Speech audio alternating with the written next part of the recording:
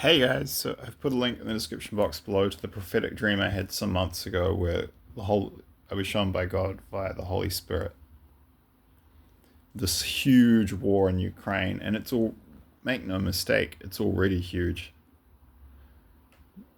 because of informational warfare, which is one of the domains of war. For those of you who aren't familiar with this, the numbers you see publicly, most of them aren't true, because the Russians are going to publish figures about their losses that are lower than what they really are. They'll publish figures about the Ukrainian losses which are higher than what they really are, and the Ukrainians will do the same with the Russians, because information about true losses affects morale. So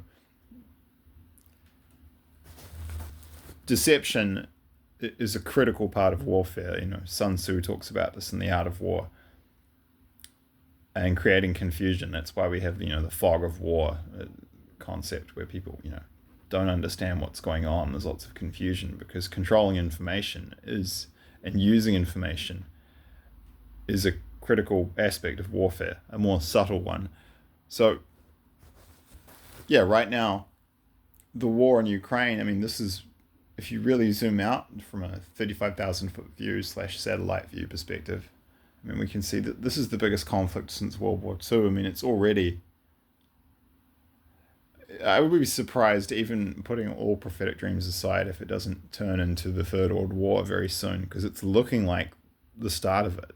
Like, there just hasn't been, I mentioned this in previous videos, ever since World War II, there have been conflicts between developing poorer countries attacking each other in places like Africa and the Middle East.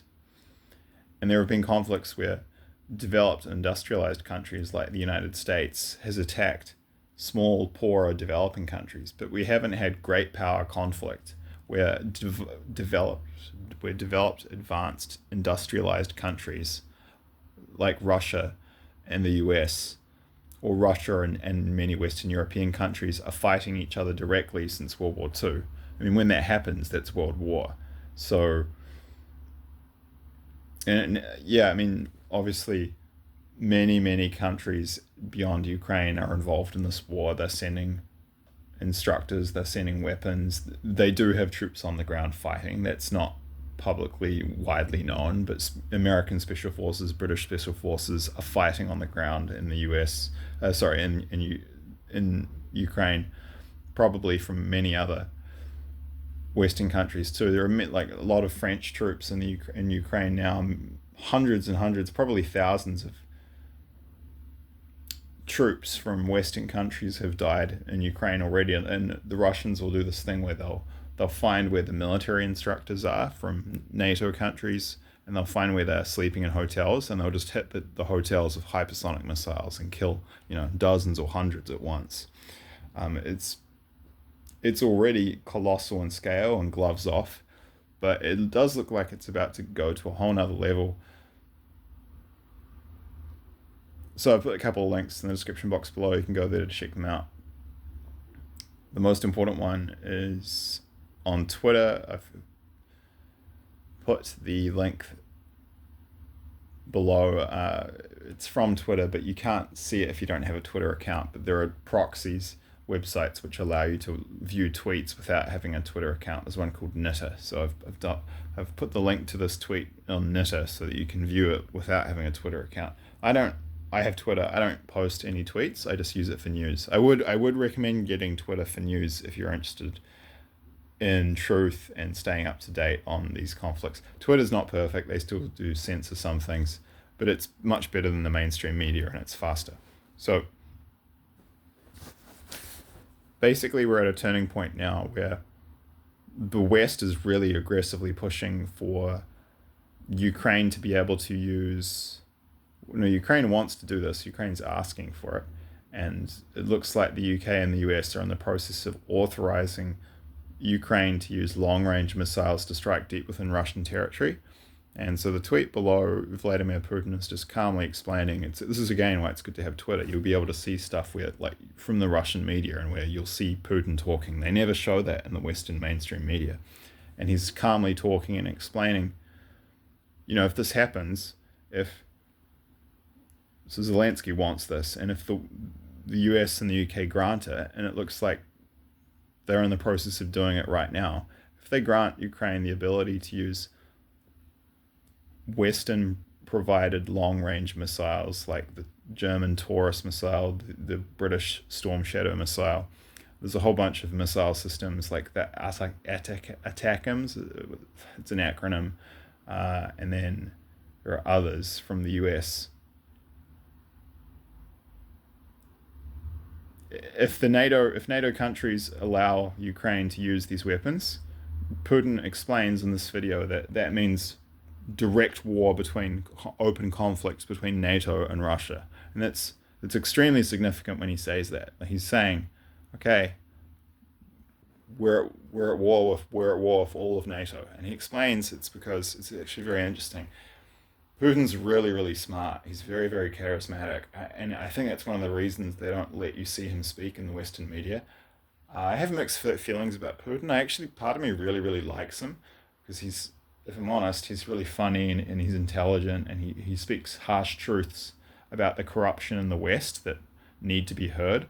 But then another part of me feels mixed about it because, he can be extremely, extremely brutal. And he's, lots of people who have criticized him who've been fallen out of buildings or died in mysterious circumstances, like I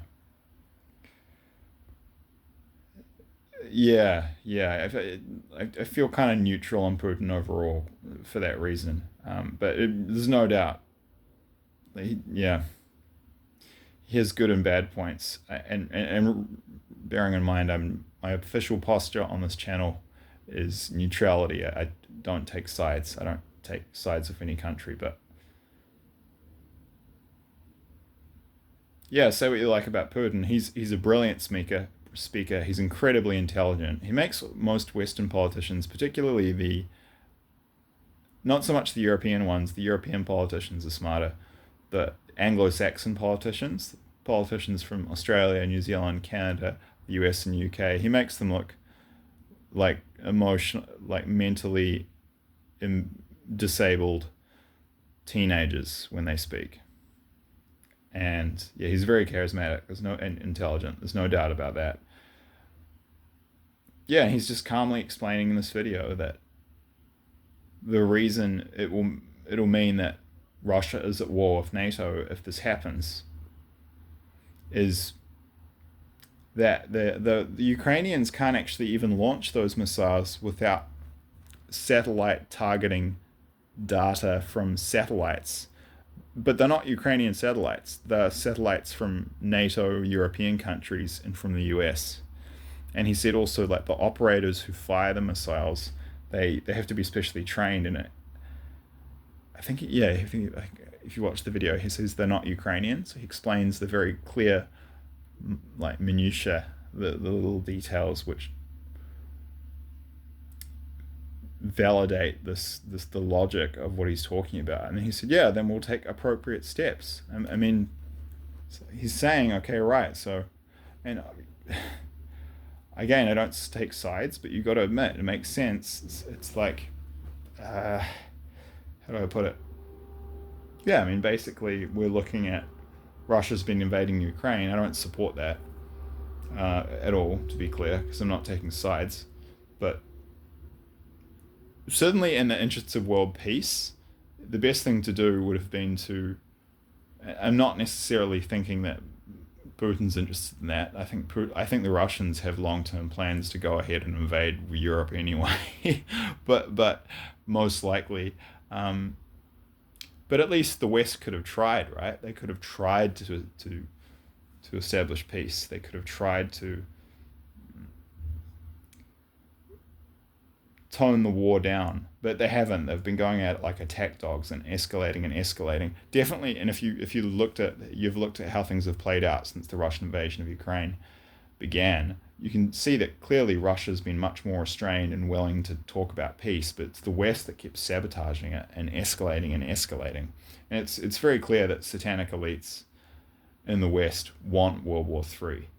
And yes, at the highest level, satanic elites are in all countries and they cooperate. And I think at the very highest levels, satanic elites Russia, China, the US, they're all working together to make World War III happen.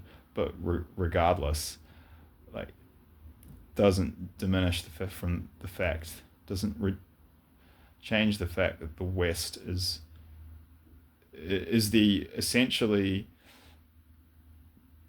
the aggressor here. Like they're the one pushing us into World War III. Like it doesn't necessarily need to get beyond the conflict it's at now. Where Russia versus Ukraine. We could have worked some peace agreement out.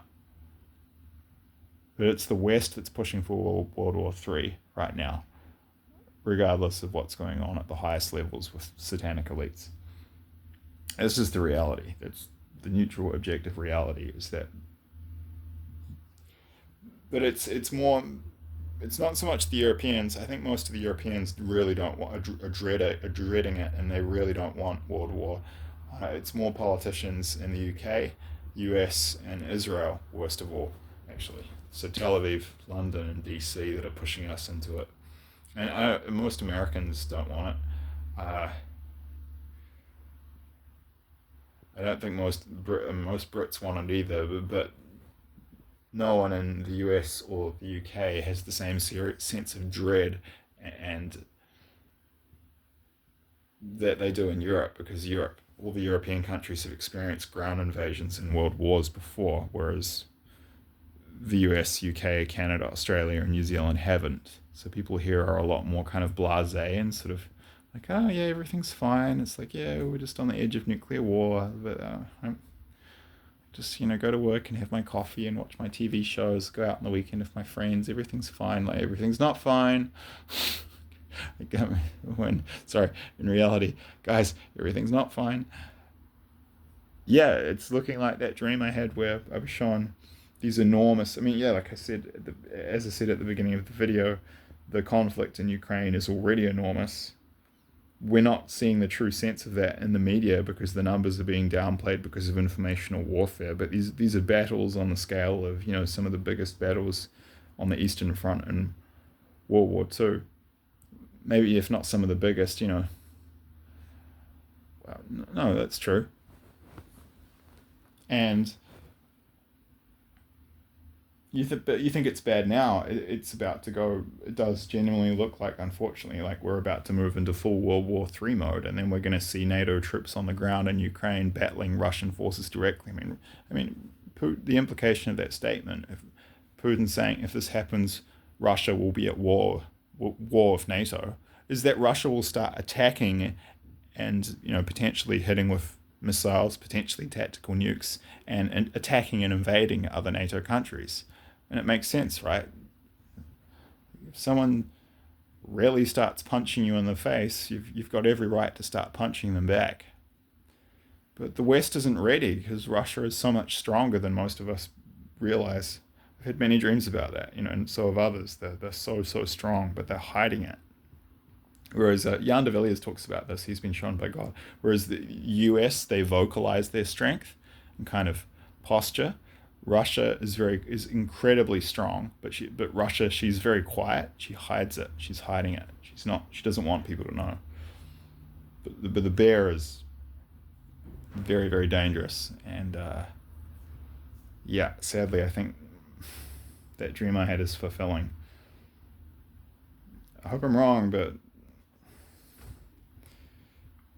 and it's got to do with politics. I think there's certain groups in the US that want to. I'm not taking sides, but if it looks like Trump is going to get in, they're just going to start World War III. That's. I don't want to talk too much in more detail about that because I'm aware that some of my audience, a lot of my audience is interested in politics, and I'll alienate one group or the other if I go into details because it'll seem like I'm taking sides. But certainly there's a group in the US and the West that if Trump is going to get in, like it's looking imminent, like he's going to get in, that they're going to push to start World War III. Yeah. So that seems to be what's happening. Who knows? We'll see how things play out, but it's not looking good right now.